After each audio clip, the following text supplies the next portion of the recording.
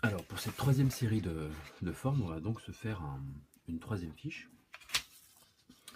Et donc on va commencer par notre fameux galet que j'évoquais. Bon, celui-là il n'est pas très régulier, c'est un galet du Rhône. Et on va essayer, donc là je vous ai dessiné 3 ellipses, donc on va considérer que c'est le galet à chaque fois. Et on va essayer d'illustrer ce que j'évoquais tout à l'heure. Donc les fameuses lignes de courbure qui vont nous permettre de faire comprendre par le dessin ce qui se passe à la surface de notre galet. Alors, si je considère donc cette ellipse, hein, qui pourrait être en fait une forme plate, puisque j'ai pas de valeur pour l'instant. Au-delà des valeurs, donc je peux travailler mes courbes de surface en disant, imaginons une ligne, donc en l'occurrence là l'élastique à la surface de mon galet.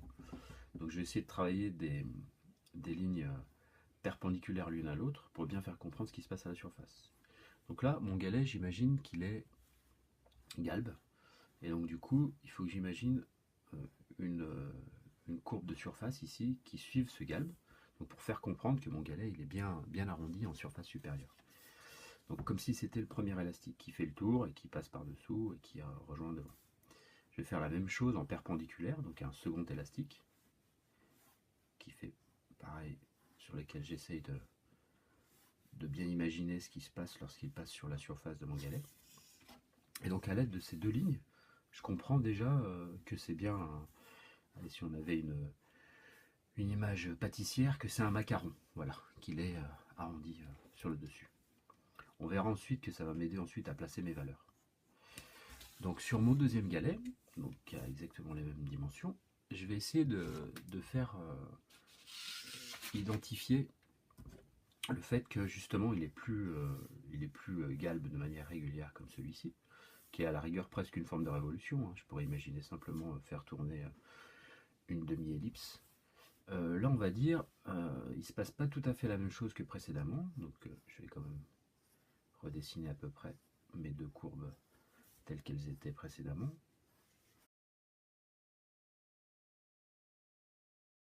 Et je vais dire, c'est le même galet, le même macaron, sauf qu'en partie centrale, je vais avoir comme une petite dépression, un petit creux. Donc sur les bords, ça ne change rien. Par contre, en partie centrale, je vais avoir un creux. Donc je vais utiliser ces lignes pour identifier un creux en partie centrale. Alors là, celle-ci, elle monte. Arrivé ici, j'ai un petit creux. Associé au macaron, c'est plutôt cohérent. Et ici, pareil, cette ligne arrive d'ici et hop, passe sur un petit creux. Comme si c'était plus non plus un macaron, mais plutôt, on va dire, un globule rouge vu au microscope électronique. Je ne sais pas si vous avez eu l'occasion de croiser ce type d'image. Donc comme si au sein de mon macaron, il y a une petite dépression, et donc du coup, ce sont ces nouvelles lignes, ces nouvelles courbes de niveau, lignes de courbure, qui me font signifier, oups, par le dessin, que là j'ai un creux. Creux, je peux aussi matérialiser par une petite ligne en plus ici, qui me fait comprendre que ça descend, au niveau spatial ça descend, même si ça se voit finalement assez peu au niveau de mon contour. Encore une fois, on verra au niveau des valeurs ce qui se passe. Et puis troisième situation, donc de nouveau je vais installer mes lignes.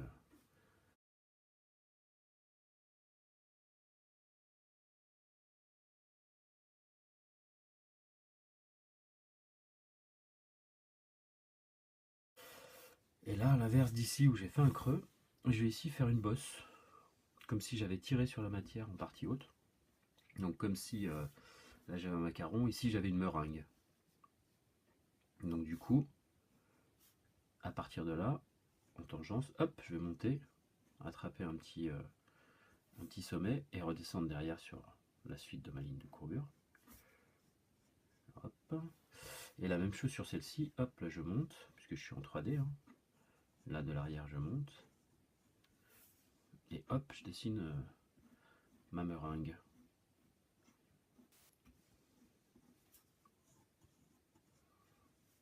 Encore une fois, ben, les valeurs vont m'aider à mieux comprendre. Alors ce qui est intéressant ici, c'est qu'à partir de la même forme, j'ai galet standard, un galet avec une petite dépression, et là, galet avec une petite, au contraire, une petite bosse en partie centrale. Donc je vais toujours imaginer que ma lumière vient de en haut à droite, ici. Alors pas trop vers l'avant, pour éviter d'écraser. Par contre, comme c'est une lumière, comme mon galet, ma forme va vers le dessous, elle a tendance à créer une ombre portée sous elle-même. Donc elle est un peu plus présente en partie avant quand même. Donc on peut faire comme ça. Je me contente d'une ellipse, hein. Encore une fois, on ne part pas dans une vision trop mathématique de mon ombre portée. Et puis ce sera la même chose pour les autres.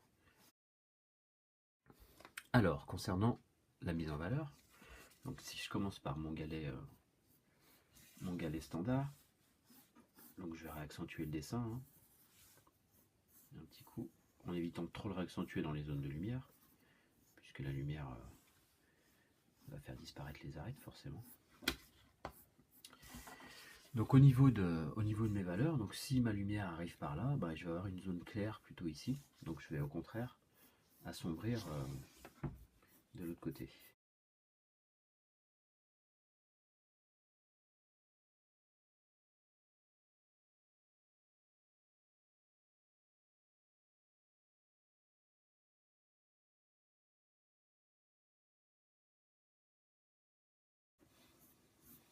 Et puis ben, je retrouve hein, mes courbes de niveau que je vais laisser très discrètes hein, pour pas qu'elles nuisent à mon dessin, mais qui aident quand même à la perception, par exemple en dessin de recherche, qui aide à la perception du volume assez rapidement. Je vais faire mon ombre portée. Donc voilà pour le premier galet. Ensuite, le second galet, un petit peu plus compliqué, je vais donc travailler les valeurs, voilà, autour assez proche de ce qu'on a fait précédemment.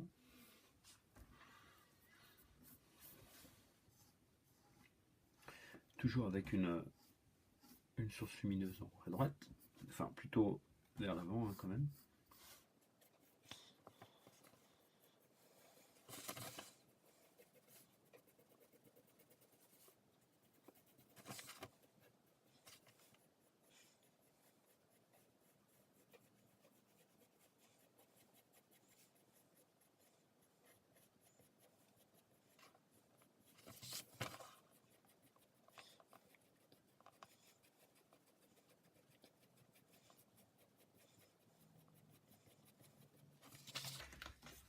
Et ce qui va se passer ici, donc là j'ai un creux, donc il va se créer une ombre ici,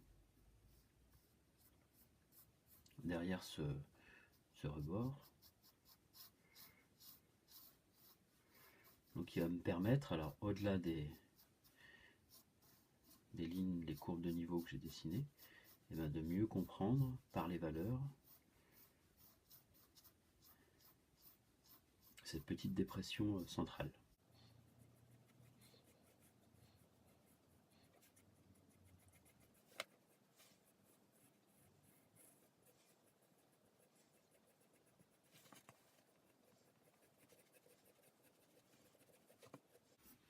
Là, au bord, je peux accentuer.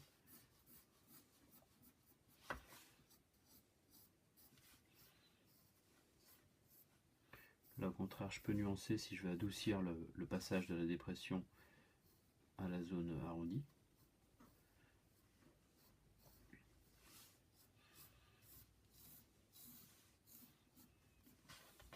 Et puis, de nouveau, je gère mon ombre portée.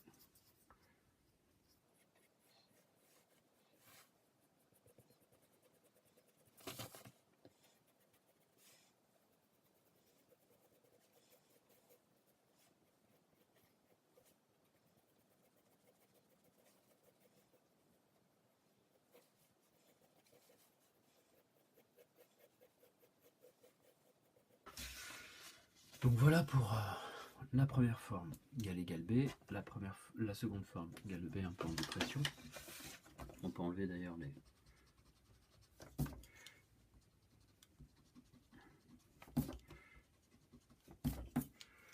faire avant.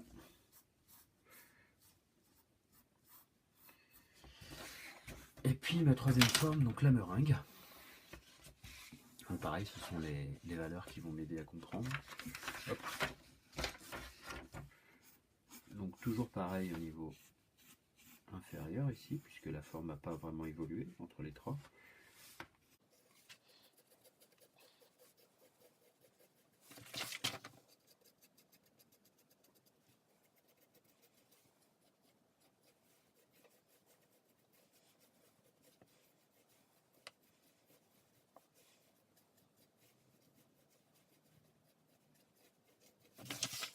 On va nuancer l'avantage ici.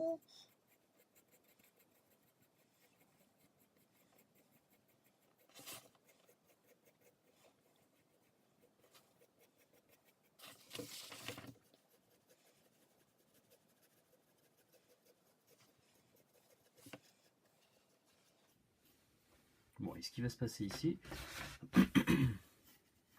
comme ici je vais faire un petit peu comme une montagne, ça va avoir tendance à me créer une petite zone d'ombre derrière, qui va être rejointe par la forme générale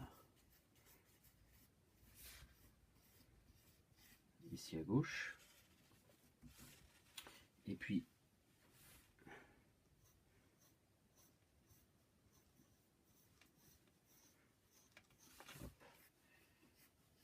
donc je continue à gérer un peu les valeurs en imaginant quand même ma zone de lumière par là, hein. Donc en allégeant le trait ici en montant. Et puis il va se créer ici comme si ici j'avais appuyé, on va dire, j'avais une dépression autour de mon petit sommet ici, de ma meringue. Ici je pourrais presque dessiner une petite zone un tout petit peu plus sombre, une petite zone de valeur.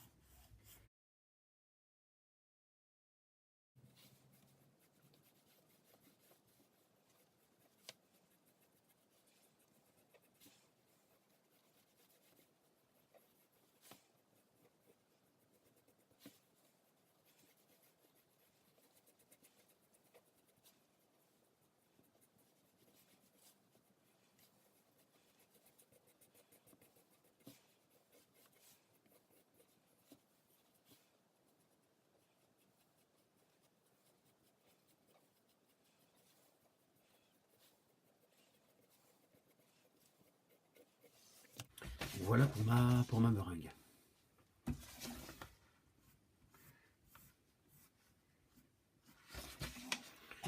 Donc 3 volumes de construction de base identiques. Et alors là du coup j'ai fait disparaître les courbes de niveau, mais on pourrait les conserver, les exacerber en dessin de recherche par exemple, pour bien faire comprendre le volume et la forme envisagée. Elles ont aussi un autre avantage, bon, elles permettent de replacer souvent le point de centre de nos objets. Et puis si toutefois j'avais, je sais pas, un décor ou autre à placer sur mon objet, ben, elles m'aident à situer au niveau spatial l'endroit où je vais positionner mon objet. Si j'avais un petit bouton à mettre par exemple sur ça, qui pourrait être un boîtier électronique, hein, je pourrais aisément le placer ici sur cette ligne. Et si j'avais plusieurs boutons à placer sur une ligne, comme si j'avais coupé en deux mon volume, c'est aussi envisageable. Alors je vais faire donc porter sur celui-ci.